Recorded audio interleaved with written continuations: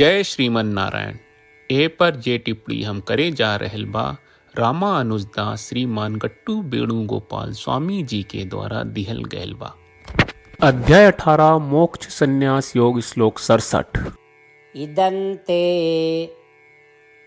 न अतपस्काय न अभक्ताय कदाचन न च अशुश्रूषवे वाच्यं न च मां योऽभ्यसूयति। ओम। गीताचार्य श्री कृष्ण परमात्मा अर्जुन समेत हमनी सबके मोक्ष संन्यास योग सिखा रहल बानी। परमात्मा कह रहल बाड़न, हे अर्जुन, गीता के जौन शिक्षा हम अब तक बतावले बानी ओकरा के केहू के ना सिखावे के चाही जे संसारी भोग ना छोड़ल चाहत होके। गीता शास्त्र के शिक्षा ओ व्यक्ति के ना सिखावल जाए जेकरा गुरु के प्रति और हमरा प्रति जे गीता सिखावनी कौनो भक्ति ना होके। गीता के शिक्षा ओ व्यक्ति के ना सिखावल जाए जेकरा सुने में रुचि ना होके। हमरा से ईर्षा करे वाला, हमरा रूप आ गुण के गलत व्याख्या करे वाला और हमरा पर झूठा आरोप लगावे वाला लोग के ई गीता शास्त्र ना सिखावल जाए। ई कह के श्री कृष्ण परमात्मा गीता शास्त्र सुने खातिर जौन न्यूनतम योग्यता के जरूरत होला ओकरा के साफ कर रहल बाड़े। यही से धीरे धीरे सांसारिक सुख और भोग विलास के कम करे के कोशिश करत भगवत गीता बतावे वाला गुरु के प्रति, गीताचार्य श्री कृष्ण परमात्मा के प्रति आपन जीवन भर ई भगवत गीता के सुने के जुनून राख के हमनी के झूठ के बारे में न भुलावल जा। श्री कृष्ण परमात्मा की महिमा और महिमा के बिना वर्णन कहले श्री कृष्ण परमात्मा के प्रति पूर्ण भक्ति रख के उनकर हर काम के श्रीमन नारायण की सेवा मान के श्रीमन नारायण के प्राप्त के उनकर जीवन के एकमात्र उद्देश्य मान के ई बनावत घरी और खाली श्रीमन नारायण के शरण लेत हमनी के श्री कृष्ण परमात्मा के वचन के श्लोक के रूप में जैसन वा वैसे ही दोहरावे के कोशिश करी जा। इदन्ते न तपस्काय न भक्ताय कदाचन न च अशुश्रूषवे वाच्यं न च मां योऽभ्यसूयति। श्रीमद् भगवत गीता का पूरा सार श्री कृष्ण परमात्मा ने अध्याय 18वें के श्लोक 65 से 70 में 8 काम करे खातिर देले बाड़े। श्री कृष्ण कहले, हम ओ लोगन से प्रेम करनी जो लोग इन 8 बातन के मान तारे। हम ओ भक्तन के हर तरह से रक्षा करब।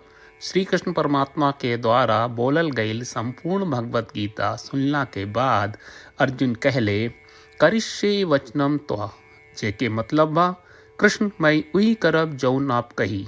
यही कारण बा श्री कृष्ण अर्जुन के हर तरह के सफलता आ विजय प्रदान करेले।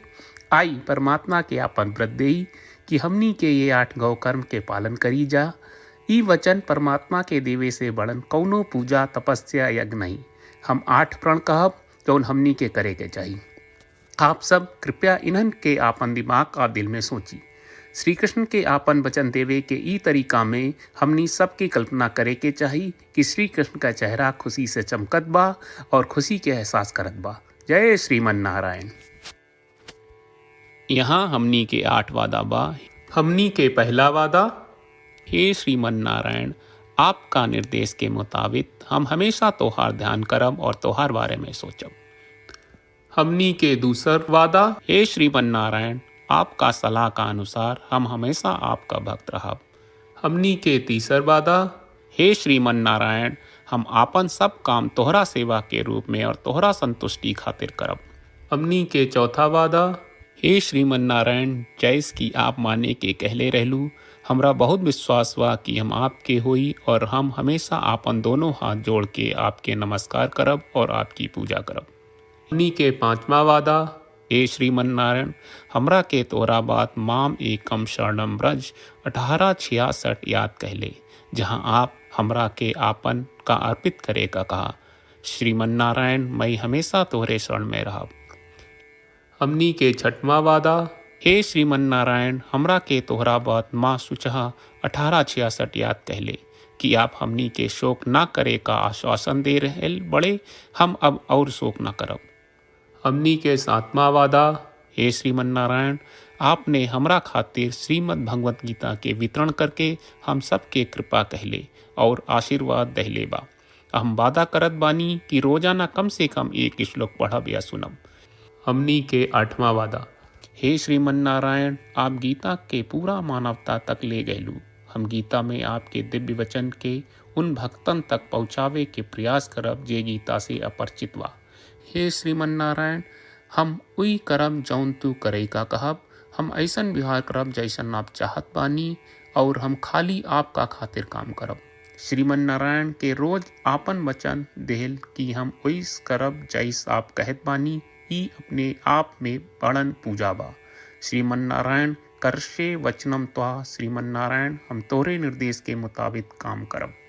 सर्वम श्री कृष्ण अर्पणम अस्तु। जय श्रीमन नारायण। इदन्ते न अतपस्काय न अभक्ताय कदाचन न च अशुश्रूषवे वाच्यं न च मां योऽभ्यसूयति। ॐ इदन्ते न तपस्काय न भक्ताय कदाचन न च अशुश्रूषवे वाच्यं न च मां योऽभ्यसूयति।